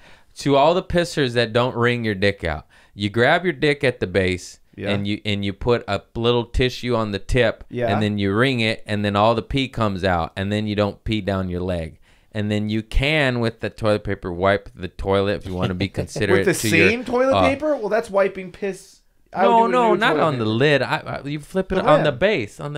It's still better than. I'm just saying, if there's piss there, you get 2 dribbles on it. I dribbled on yours and I wiped it. Yeah, exactly. Because you're a good person. Yeah, I wiped it. I mean, you see crystals in the bathroom. There's been some thought that is a shrine. That's a holy place. But if there's caca there and you're like, I ain't touching that. I treat your bathroom the way you treat your bathroom. Yeah, you sick fuckers. He treats his bathroom. If you come and take a piss or shit at Craig's house, there's crystals, there's plants, there's positive affirmations. There might be a little cat hair. I can only do so much. I saw vacuum. None. Craig, I saw none. I'm going to be honest with you. We're being honest here. I saw none. I saw a pristine bathroom. I dribbled on it and I went, no. If he's at no, and I wiped it up. And then other homes, you're like, I'll spray the walls. Bro, no, I'll come on your carpet. You fucking I'll shit on your wife's pillow. Yeah, that's because that's what you want. I'm just playing into your vibrations. Sorry. Sorry, your house is disgusting. I flipped up a toilet lid to take a piss once, and it made me mad and not trust the guy and not want to work with him. I swear to God. It was so vile. Wow. I was assaulted by what I saw. I went, oh. I was like, I should have just pissed on the lid. Wow. I would have done you a favor. Wow. At least my piss is sterile. I would have disinfected your little spray factory. It looked like like an airbrush when you go of brown fecal matter. Yeah, that's speckles of caca. That's pretty shocking. You're sick, man. Grow up. Dude, we have the same fucking toilet. You got that. I saw you post on that, or did I posted the Dyson? Oh, I'm an adult now. You don't know how dirty your house is until you have a Dyson. And then you actually vacuum because it's the shape of a gun, and guys like guns. And I don't know what that. I like doing it. Now I like doing it. Now I love vacuuming. We didn't vacuum because we have a bulldog, and it's like I got to vacuum. We didn't vacuum for like 7 days. That'll fill up. Every 3 days at my house. Also, my Dyson was 3, 4, 5 years old. Lasted a very long time. Battery finally crapped out. Okay. Go on Amazon. Buy a Chinese knockoff. It's battery? Like 30. Yeah. But I thought I was going to have to buy a whole new system. These things are so expensive. Bought a knockoff battery, not Dyson. It was like $36. I didn't know that. Lasted longer, and because Dyson's was a hundo. They get you for the hundo. I like the product, but give me the bootleg battery, baby. That's a great vacuum. I enjoy doing it. I go under the bed. Watch this. It's amazing. It's amazing. I go, I'll vacuum. How old are we? We get excited. Remember when we used to just fucking rail Oxycontins? Now I'm excited railing some dust with a new Dyson. Yeah. You know? Yeah. It's always the good products are made by like we're both Swedish, on detoxes, no sugar. Yeah. We used to do dope, you know? I know. Now we are dope. Yeah. You know? I meant to do this one. It took me like 4 chances. What did you do? What was your hand movement? Oh, peace. That's a good one. Yeah, I just looked off into the distance and imagine I was a little gnome on your desk. You gnome. I got to get, that's what I'm going to get you next gift. A little garden gnome? For your next born. Aw. A gnome. A little gnome. Yeah, a little gnomey. Like, especially on rainy nights, I imagine being a little elf. You know, just on rainy nights of like would I like live in the heater on a little piece of like cotton. I used to always watch that one 80s 90s movie Cat's Eye with Drew Barrymore and James Wood. That was the little monster with the knife. Cat's Eye was scary. I used to watch it as a child and be like, there's a little guy, he's gonna knife me. And he had this little. That's probably why I always want a knife. I gotta fight off the little. You sleep with a knife? I always have. I have weapons in every drawer, every crevice, every knife, gun. You know. We just got a. What is the light called a ring? I forgot the ring light. Yeah. Yeah. We just got a ring, and I am obsessed with, because it pings you every time there's activity, and so all through the night I'll be like, oh, this weird. He doesn't live in our apartments. I'm just tracking I'm obsessed with the ring, and then you can plug into the ring community, and I'm just looking at all these cameras on what's going on the streets. That's Big Brother. I don't like that. Big Brother in a bad way, not the skateboarding company. No, magazine. I know. I don't want no cameras. I'll take my chances. Bro, I want to chip my daughter. No, I have a kid now. It's like, dude, do I put a microchip? She'd never know. I'll tell her when she's 30. No, man, Mark the Beast, bro. Take your chances. But you chip her? Just she is at the get mall. Her a chip. Get her chip bracelet. Yeah. Well, get her an iPhone. Yeah. I don't know about that under the skin shit. I mean, it's already, we have facial recognition everywhere. Can't we just do that? Why do we have to put a chip in our body? How about that? I still don't want that. No, I don't want the chip. I want my daughter to have the chip. Yeah, I know that. I don't want you to know where. I don't want you to know where I'm fucking going, even though I'm going absolutely nowhere interesting. That's not freedom. I don't like that. I know it's wrong. I came to the conclusion It's fundamentally that it's wrong. It's fundamentally wrong. It would break her trust, but it would be nice to be like, oh. You know, if they're ever, I like that technology. I just who's in control of it? Who's up at the top with it? That's what I do. If I found out at my age now, at 41, that my mom chipped me in the 80s, I would be livid, and it would change so it's just not right. Yeah, you could put like a GPS tooth chip in her. Are you being serious? I don't know. It's like some stoner fucking Craig. It's like, wow, Craig, really? No, I just thought of that right now. Like, in a tooth. Like, what the fuck? You couldn't say something cooler. You're just like, yeah, it's going in her tooth. Like, I'm sure it exists. There's some billionaire motherfucker that didn't want to chip his daughter, but he's like, the tooth fairy came early, babe. Put that right there. You want to go tooth? Now she's safe. Oh, my brother would be good on this podcast. He's got a lot of crazy stories. We all do. I don't even want to hear it, but his last episode, your Mexico story traumatized me. Don't you bring that up again. I still have horror stories. Oh, the TJ where one? you almost died. I think, it's so funny because I'm on TikTok so much. I just love it. And, people will be posting like, oh, I went down to TJ and saw a baseball game, and like posting these fun afternoons. And it's like, I still like, I've been down there since, but yeah. Yeah, it scares me. It scares me. It's, and I was wrong. I was doing something bad every time. It wasn't just out of random. I was the asshole, but still I have PTSD. It scares me still going down there. If my wife was like, hey, we went to Tulum, my wife and I don't know if I brought this up in the last podcast, but really nice. I think it's on the Caribbean side. Yeah, it's beautiful. It's pyramids on the sea. It's gorgeous. Incredible. Clear, green, blue, aqua water. So it's fun. Like hippie. Like just cool. And my wife, she's never had problems internationally. And we're just sitting there in the federales or just, walking around with machine guns. Like, not just being cool, but I was like, dead sober. I was like looking, and I'm like, right now they're just gonna grab me, and it's like like when I'm over there, she's like, "What are you scared of? We're not doing anything. We're eating ice cream and fucking." It can't go wrong. But usually, generally speaking, in the tourist towns, it's usually pretty chill. It's kind of like border towns, and someone's cartel doing something shit. wrong, even if it's like as little as like you're peeing up against a wall that you're not supposed. You're doing something. You got a little weed. You got a pocket knife on you, and you try to go in the club, and the bouncers, confiscate something. You're we're in Mexico. Yeah. Well, when I went over there, it was a real moment of American privilege. When we were going into TJ, you would see all the Mexican people in San Diego who were getting kicked out, but yet I was just walking over there freely. But you know what I mean? But they were getting... Wait a minute. What? So I was walking into TJ... Going to Mexico, and you're seeing Mexicans in San Diego that just got caught trying to come over, about to be kicked out and put back into Mexico. Oh, gotcha. But yet I can go into your front yard and be like, hey, what's up? Let me go shit. Yeah, I'm gonna go crazy. Wow, and then come back, and then you come over here to work. Yeah, earn an honest living. Yeah, I know. Get the fuck back. And I had a moment where there was a moment where I looked at this group of guys my age as I was walking in, and they were getting kicked out, going back in, and there's this. I'll never forget that. It was just like, yeah, I'm sorry. Like it was just a weird moment. I'm sorry, but thanks for the tacos. Yeah, no, I wasn't doing anything like wrong, but Dude, I felt like, damn. That's the best.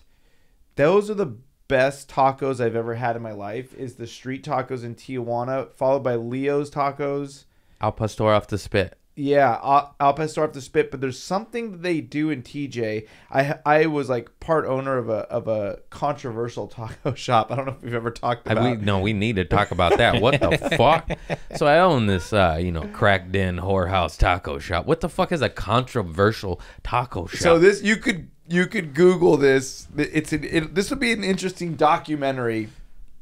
My friend would be an interesting documentary subject, but he's opened up a lot of restaurants. So I'm in rehab. I'm 20 days off heroin. It's 2007. I don't know what the fuck is going on with my life. After the 3-week period, I'm like in pajamas, like so fucked up. It was a cold turkey detox in Orange County. They were like, you could leave for half a day. And I was like, what? Whoa. Like, cause they took away your cell phone, didn't have a car. I remember during that time period of 21 days, like, seeing a newspaper was like a big deal. So I was like really like out here partying, doing speedballs, and then just got put at Yellowstone. Thank you, Yellowstone. I do their fundraiser every year. Shout out to rehabs. Yeah, I love Helping Yellowstone. the junkies. Yeah, but it's a hardcore one where they're like, shut the fuck up, and they put you in a room this size and you just throw up and all that stuff. So after 21 days, my friend calls the rehab. Like, you have a call, and I was allowed to start taking calls, and it was my friend. He was like, hey, get on the Amtrak, come down to North County, San Diego.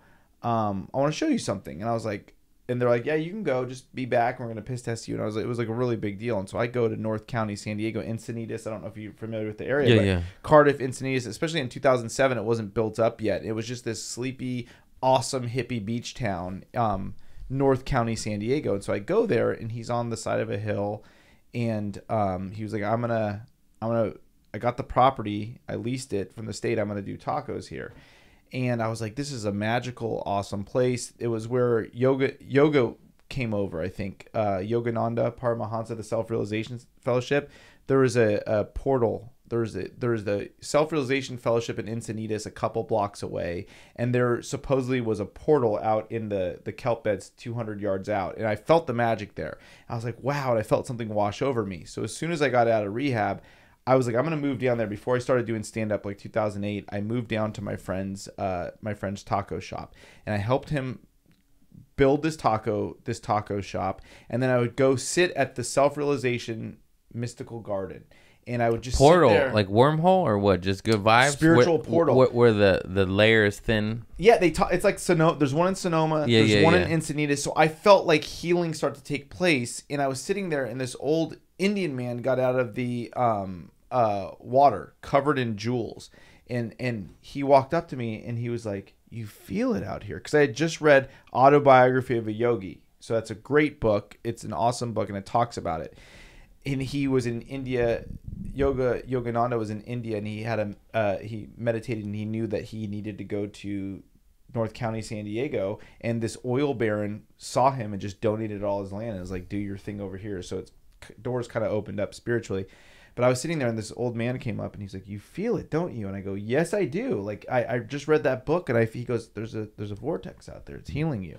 And I would come down from Pasadena and take the train, the Amtrak down, the Sea Liner or whatever, down 3 times a week. I eventually moved there and helped my friend build this taco shop. So my friend builds this taco shop. He opens up another one in Oceanside. And my friend's like a renegade. He was the guy who introduced me to Big Brother. Okay, I don't know how much I should talk about. God bless the renegades. Yeah, don't give them don't get them arrested now. So he had a fancy French restaurant in Pasadena. He gave his full name. You should have just told the story without his full name. We could always edit it out. Yeah, bleep his name out. Okay, yeah, but he might not care. He might not care because it's the truth. It's past the past the what's that statue? Statue of Liberty. Well, I was off.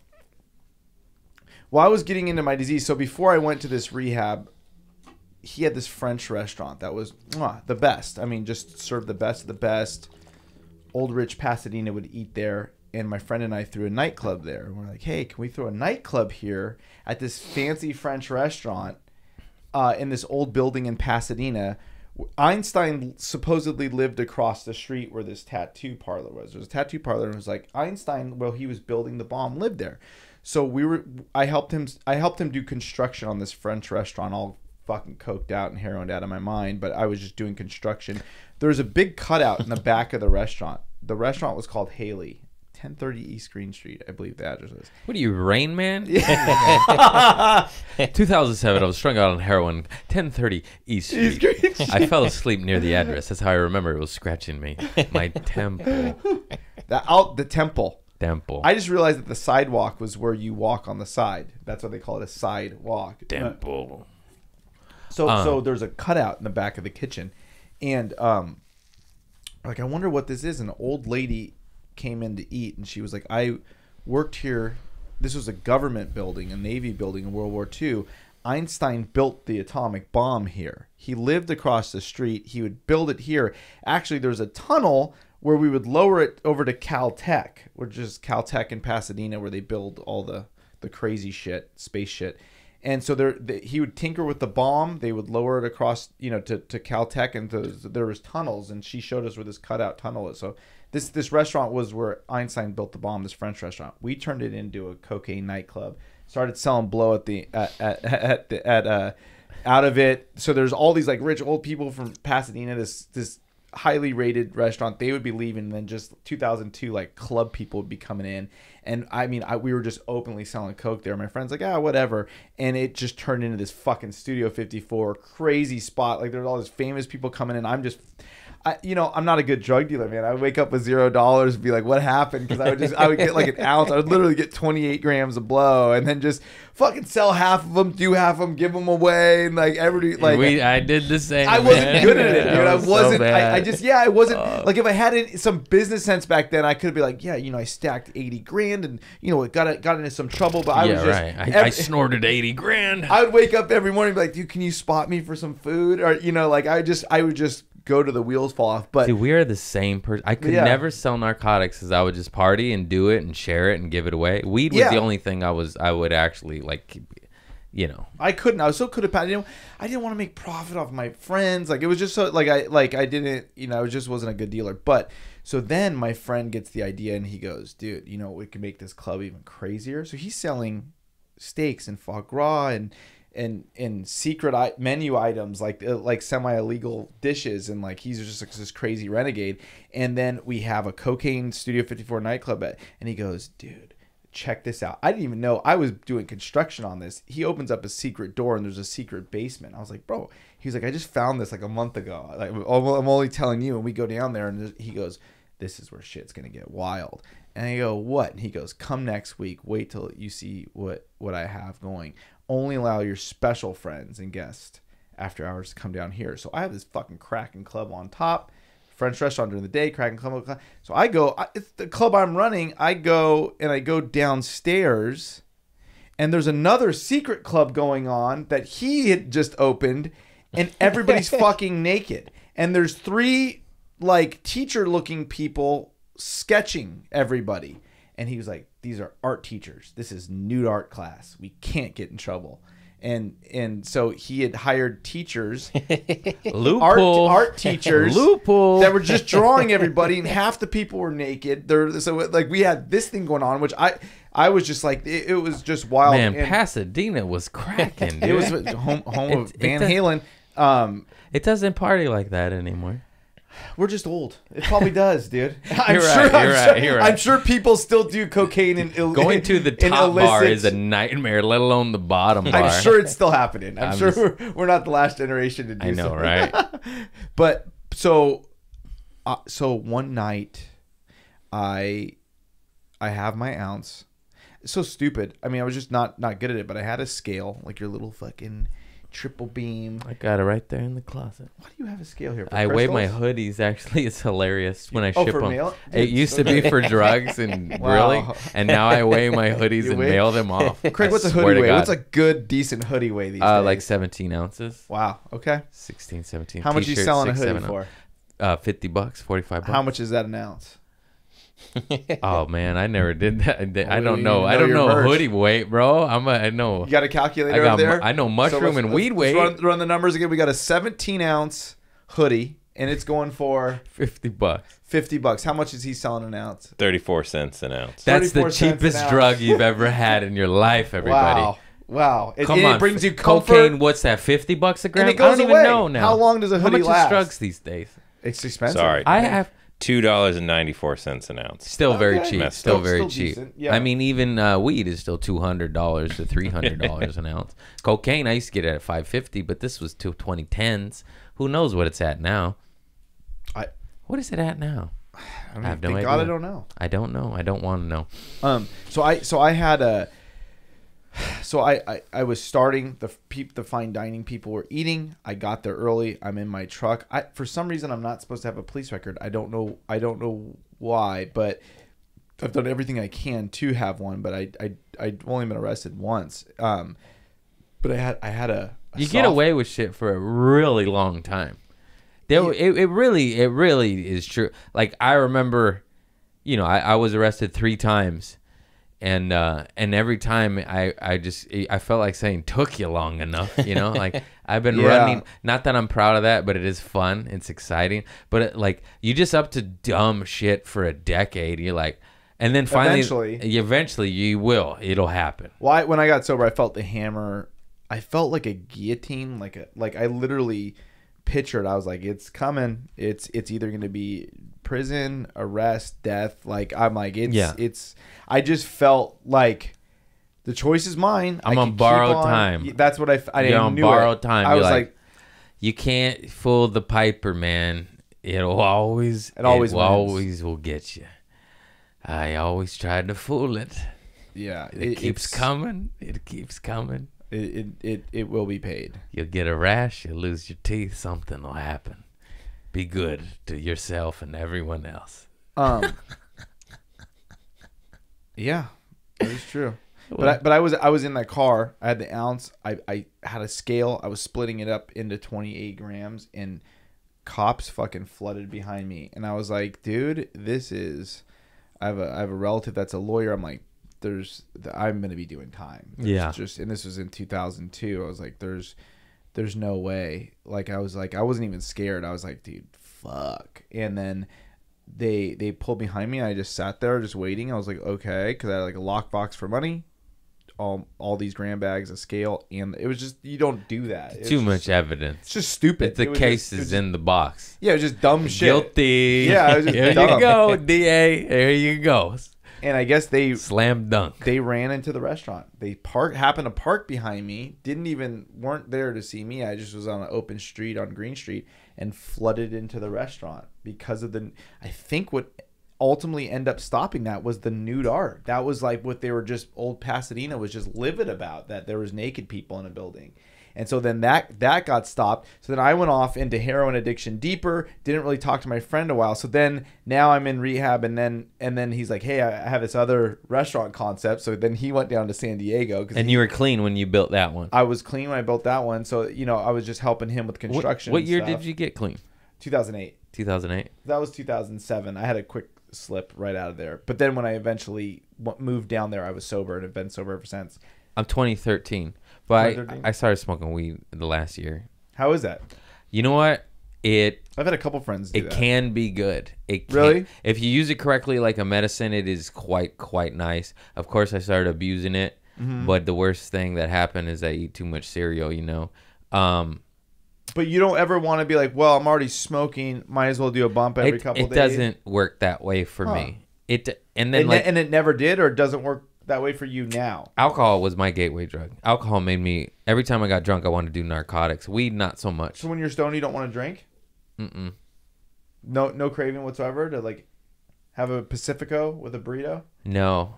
Vacation will make me want to have a Pacifico more than a joint. I know it's not for everybody because it's a slippery slope. No, it's totally your thing. It can't. I don't like it. Like how I'll be like, It immediately went to, I'm gonna do the dishes. Let's smoke up, and it's like I don't want to do that. I was very motivated with pot. It made me clean. But sometimes pot will do the opposite and inspire me to work. Be like, oh, you're high now. You better get shit fucking done, and then I'll do way more than if I wasn't high. So I don't know. It's just like just balance. It's for sure the lesser of all the. It's not. I wouldn't consider it a drug, and it can be extremely useful as a medicine. Has a special place in my heart for it. But you also can abuse it, and it can become a depressant, and it can fuck shit up. If you overdo it, it somehow for me. Makes you sad, which is weird. It is. A little bit makes me happy. A lot of it makes me sad. It is. People always say, man, I can't believe you did heroin and you used. But, dude, honestly, like, it just made me sleepy and relaxed. But, like, a bong rip is, like, it's overwhelming, dude. It's like pot is, and I smoked it every day for 10 years, but pot to me is like more than I could handle. What was my gateway drug was low milligram edibles, because it's just like you're not high, you're just mildly like. That sounds nice, actually. I don't want to. No, Yeah. I'm cool. I'm cool. But like Going they to a got meeting 2.5 milligram edibles. They can be helpful for But- some people, but also good But luck if it's and helpful- be careful. But if it's helpful, I'd be like, oh, that was helpful. Now 3 of them will be very helpful. That's my problem. Well, that's helpful. That's very helpful. It was very helpful. Maybe I'll take 19. Well, now a Valium with this would be, that might be, hey, I could just walk. He's in got this the bug. conversation, He's got the bug. We all got the I've bug. got the bug. I've got the bug. Are you making notes on interesting parts? Yeah, It's he great. clips it up. That's Clip great. master. Smart.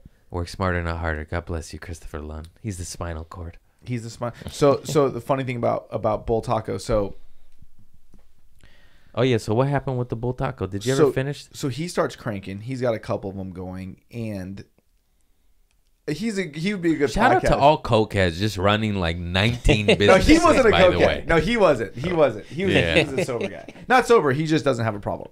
But so he starts this company called Bull Taco, and it's like all of a sudden he's coming in. He's kind of like a spicy guy. He's like kind of like a rebel, and I guess he made the mistake of, he was in Oceanside, and something he said got taken wrong. So Oceanside now is expensive, but maybe 15 years ago it was a little more like rugged. It was a little more like hood. It was like it's like a Navy town, and he put this restaurant in, which is a taco truck. It's not like he put like a fancy restaurant in, but he was cleaning up, and someone goes, yeah, you're in Oceanside now, Oceanside locals. And he said, well, I'm here, I'm going to start cleaning things up. Or he made some comment like fired off back and was like, dude, I'm putting a badass restaurant, I'm going to fucking clean this block up or something. And they're like, oh, so you think this isn't a cool place or something? There's some. So then all of a sudden he started getting like, people started coming over and talking shit. And then my friend's like pretty ballsy. He was like, no, I said, fuck you, and blah, blah, blah. And he doubled down on whatever he said. And so then everybody started getting these fuck Bull Taco tattoos. So you can Google it. There's this whole crew. So I would be helping. People got tattooed. How dumb are you of a human being? It'd be like, fuck I mean, get a face tat over a fuck a taco shop. So then he goes, I turn on the news. This was, I think, in 2008 or 9. This is all Googleable. But so then there's a Banksy goes up on the side of his wall at the Oceanside location, right? All of a sudden there is Banksy pops up. There's a piece of art that looks like Banksy. TMZ's there. The whole world news is there. And so then, are you Googling it right now? So Banksy full time. So then, like there was tour buses from other countries coming to see this Banksy on the side of the wall. It was What like were the fuck taco shop tattoo boys doing? So then it comes out that this is possibly not a real Banksy. Okay? So then the locals of Oceanside, which much respect Oceanside, North County, I'm a fan. I'm not talking shit.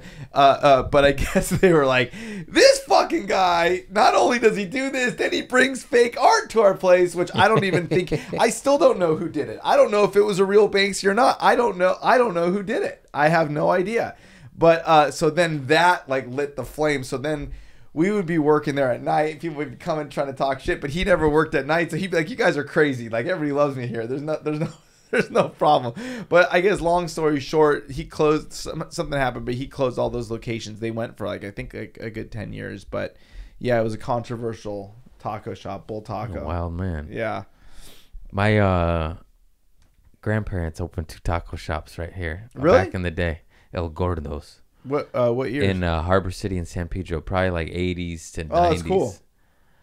I got to ask my mom that. 70s, 80s, 90s? I don't know. They had a good run, and then he turned ill, and no one would take it over, and they sold that shit. Dude, not... I don't know. I don't know if we talked about this on the last podcast. I always forget what I talk about. So if I'm telling the same stories, but so It's been long enough, and your stories are so wild and crazy. It's okay. No, this is interesting because I'm interested in Southern California, like geography and different cities and what makes up different cities and different personalities of the different cities.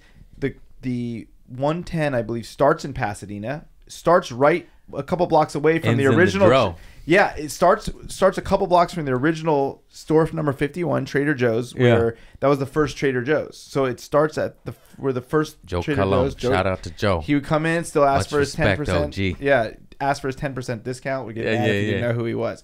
But so it starts, the 110 freeway, which was modeled after the Autobahn, starts in Pasadena and ends in San Pedro. So naturally, you get your license. We'd just be driving the freeways, and somehow there's something over in San Pedro in the 90s that I would come over. I think Sunken City. No, I forgot what it was. There was like one of my friends had a house where there was like there's something with skateboarding. We used to come over. They built it underneath the freeway. Yeah, there's like some skate. They renegade skate shit, and they built it, and then it got sanctioned and legal, and they funded it, and now it's like a big skate park. There used to be parties and stuff. We used to go down hang there. out there. Yeah. We'd hang out there. But I would get gas in San Pedro, and I would notice right away that motherfuckers would fist fight you.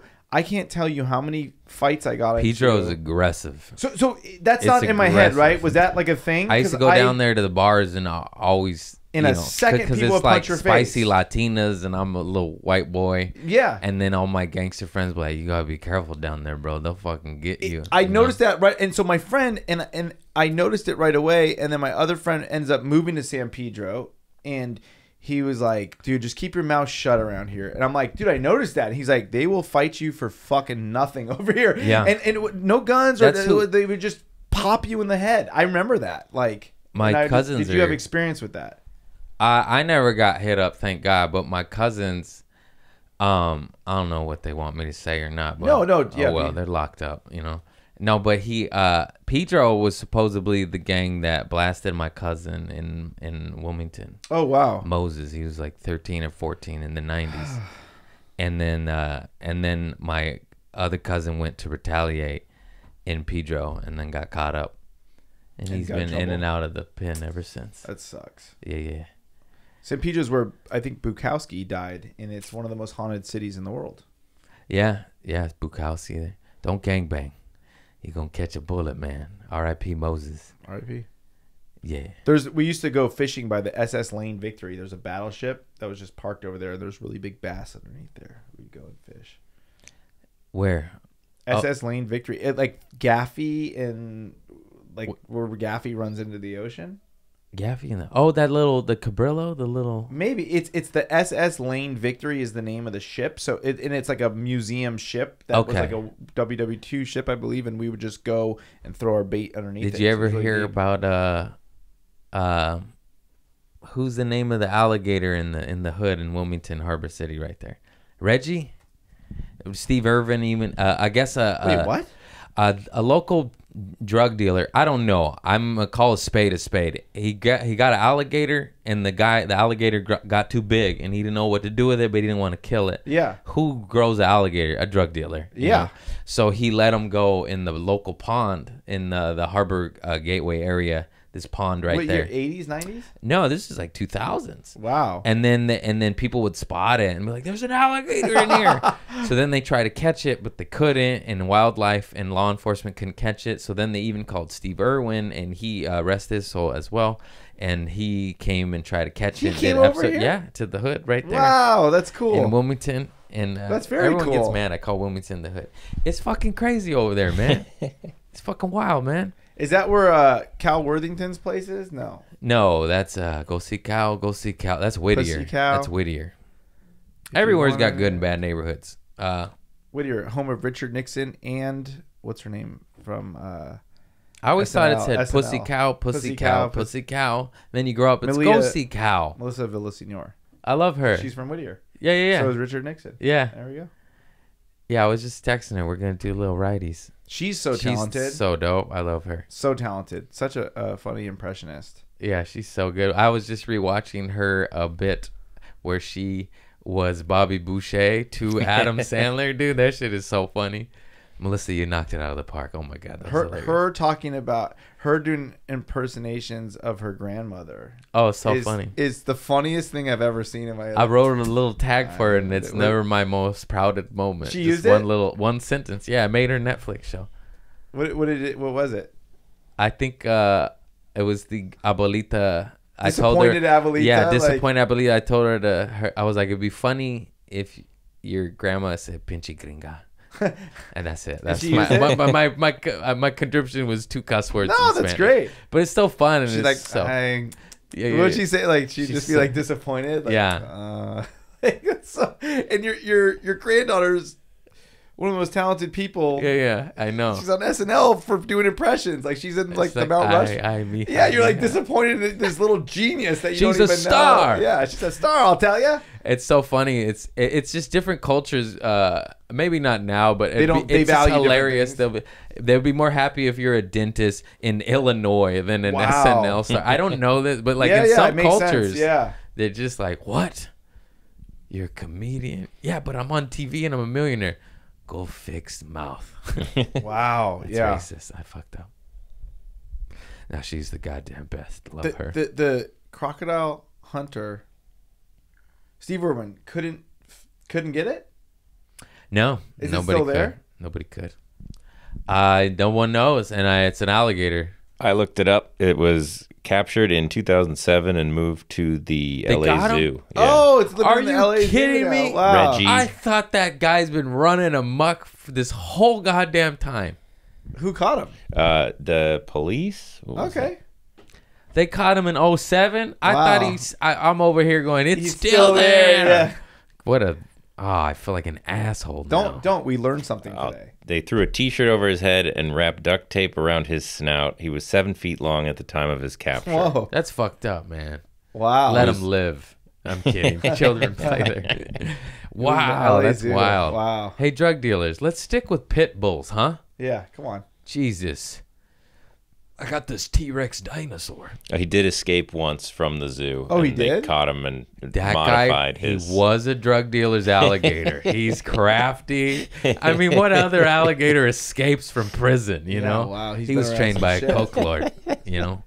They modified his brain or his No, cage? his Okay. cage, yeah, he couldn't do it again. Okay. Didn't know if they gave him a lobotomy. We modified his thinking. Hopefully not.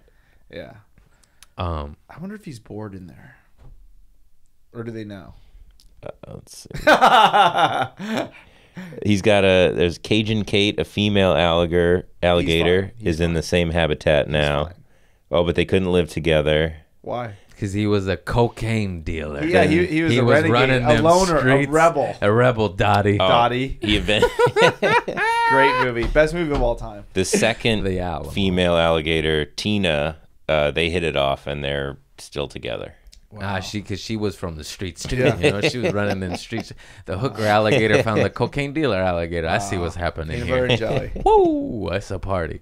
All right, we are reaching the end. I just need one more thing out of you. Sure. Thank you for always with the good crazy stories. You Always, fucking yeah. nutter. We are All good. You're my brother from another mother, bro. Yeah, hell yeah. But you got a good poopy of the pants story. You shit your drawers. I mean, Or maybe your brand new daughter sprayed you with a little yellow. That's what. Yeah, and you know the color. It is. An embarrassing caca.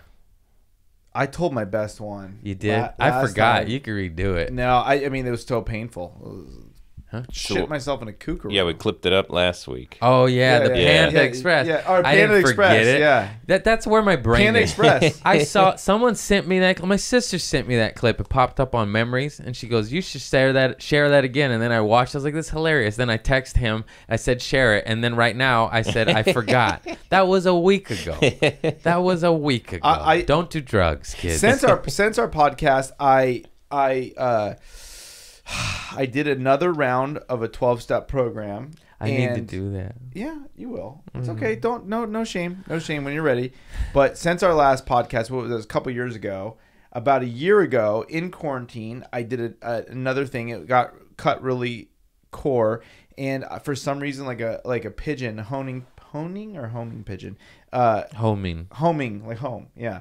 Homie pitcher. I always go. My North Star is the Rose Bowl in Pasadena. So I grew up in Pasadena, so I'll always go. There's a track around it. There's the pool where the Nirvana baby was in the water. There's a. Is that where it was? Yeah, the Pasadena Aquatic Center.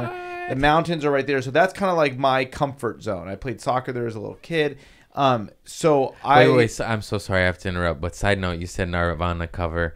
I recently posted a picture of my big beautiful mother underwater screaming like that. Oh, no way. And the comment, back to the full circle, the comment that one, like, is this the original Nirvana cover? And I fucking pinned that shit and it made me laugh. It's Nirvana de Original. That was, Stephen Wiggins, shout out to Stephen Wiggins, a guy that we went to high school with, which Wiggins is just like white last name.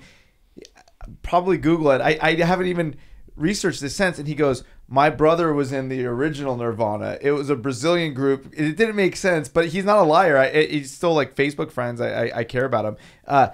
Nirvana de Original. And they sued Nirvana. So this was in the 90s, like in 94. He's like, my brother was in the original Nirvana, Nirvana de Original, which was like a Brazilian. Did they group. add the de Original after Nirvana came out? Had to be, right? Because you'd be like, you can't compete with that. Yeah. Hey, I'm just gonna go with you lost, guys. But I always wondered, how was his brother in a Brazilian?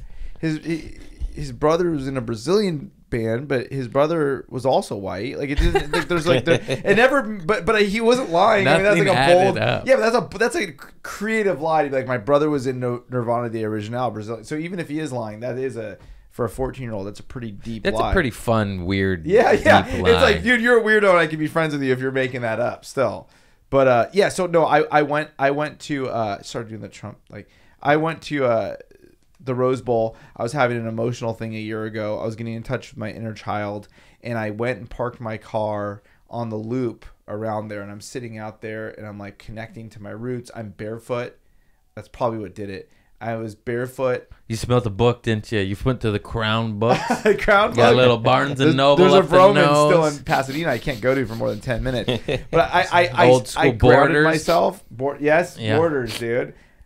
I grounded myself, and I was like, I have to shit. And then I'm like, dude, I'm not going to fucking... It's the middle of the day. There's people jogging around. And my stomach started gurgling, and I ran under an oak tree and squatted and explosively diarrhea shit everywhere. And I did it for 15 minutes. It wouldn't stop. I had tears in my eyes. My nose was running. Googled that too. Why does my nose run whenever I take a good shit? There has to do with something with with your butthole and your nose. It's the same system. This was a year ago? Yeah, it was a year ago. I've totally Holy forgot about it. shit. I blocked it out. I had to waddle back to my car. I had I forgot what shirt it was. I had someone's merch shirt, and I wiped my ass with that. It was mine. Put it back under the oak tree, and I'm like, really? You're doing inner child work, and you explosively diarrhea shit under an oak, a California oak, which is like the pivotal, like that's an oak. That's a Pasadena. Fertilizer. Yeah. Fertilizer. And I shit everywhere, and I just sat back in my car. I could smell it in my brand new cool car, and I was just humbled, you know? And Yeah. I'm like, wow, back to where I started. Shit in my pants at the Rose Bowl. Great shit story. I cannot say. I've just been sharting. It was humbling. Yeah, there's nothing more humbling. It's humbling. Pooping your pants and getting knocked out. There's nothing more humbling where you're like, oh, I'm a human. Yep. Dude, I stepped in dog shit last night. I stepped in English bulldog shit with my bare feet last night, and I screamed up to my wife, and she's like, what? I'm like, I just stepped in diarrhea shit, and this is the word. I'm like, what did I do? Why? Why? It's and I had karma, to man. sit in my bathtub with Dove soap, washing the shit out of my fucking my toenails, and I'm like, how is this? I am alive. It's karma, bro. I'm alive. The piper came. Yeah, I did from something. that one something from 1994 that you forgot about. Yeah. Full circle, and you're like, go. God, the vandalism. That's why we got to do all this good shit. But seriously, I mean, it sounds cocky and conceited, but shout out to us for being dumb fucking junkies that are bettering themselves. Yes. It's That's hard why I work love and you, God's Kendrick grace. Spears. This guy's working on grace. Inner Child. Probably did Primal Scream Therapy. We both went to gypsies. We go into shaman, gypsies, yoga, anything. Dental, Reiki? You do Reiki? I done a few sessions. Yeah. Oh, Paul. Shout out to Paul, my Reiki guy, dude. Make me cry, dude. Because Reiki's we're just awesome. trying to get out of it. Amen. You know, you seen those memes where the cycle stops here. Yeah. The Thanks for all the work. generational trauma. It's like, why me? Why couldn't my grandpa do generational trauma? Yeah, that's what I said. And I could just fuck That's off what and I eat said. sandwiches by the beach. Why do I have to be why like, can't my dad do it? Why can't his 20,000 grandpa? years of pain? no. And you're like, go no, back to where you no. came from. Just breathe, Craig. Just breathe. Everything's fine. Look at the ocean. Look at the... No, my parents would tell me it's not. Oh, dude, you're fine. You're fucking fine. You're fucking fine. It's in your head. And also, it's not real. Oh, I shout out to the OGs just living 70, 80, 90 years with crippling anxiety and depression and pain and just man up and take it. I can't even and believe they just it. take it. Coming and they back just from provide. the war, just being like, nothing happened. Just build a house. Dude, that my shot. These you wonder why they're nuts? Because they were 18. My uncle was 18. He went to high school dance and they shipped him to Nam and he just had to start killing fools. He's like, I want to go to the beach. I know. Now I gotta kill people. What the and fuck? Another connection. The surfer in Apocalypse Now, one of the best Vietnam movies ever made. The fictional surfer Lance was from the South Bay. And where are we? We're in the South Bay. Hey. We've been running it. I think that's it, man. You got a great poop story. This is my man Steven Randolph. Check his gram out. I looked it up. There was a Nirvana. They had one album in 1990. It says not to be confused with the more mainstream band of the same name. The band featured Bert Klugkist, Mark Wiggins, Eric Wiggins, and Rick Oberdorf. So who was first? So Wiggins, 1990. Nirvana was 1992. So I mean, TOO. I said, isn't that funny? I said Stephen Wiggins. Yeah. My friend was Stephen Wiggins. first? So he was. I haven't Googled it since. It He was telling the truth. It doesn't say Brazil anywhere in this thing I found. That was his lie. That was it. Brilliant. And Brazil was in '94. Brazil was in the World Cup, so that would be an easy one to pull from. Bleach came out in '89, so they weren't the first. But may we'll not get have them on been the the podcast. They formed. We'll When get did they them on. form? Good question. Controversial, like the first punk song. So were they Was it called Nirvana MC5? Day Was it Original? No, here it just says they Here were it called goes. Nirvana. Like also called Nirvana, and it says don't confuse it with the more So mainstream. he wasn't lying though. So shout out to Stephen Wiggins. I'm gonna start a new brand called it Tupac. TOO Pac. Yeah, see how that goes. Anyways, community service. I love you all. Please like, subscribe, hit the bell. Check out my man Steven Randolph. All his links will be in the things. He is funny as fuck. He's got the best goddamn stories. And you've been really cracking me up on the gram, bro. All your clips. Dude, Thank you. I got more coming. I'm going on the road. I got some dates. When does this come out? In 1 week. Yeah.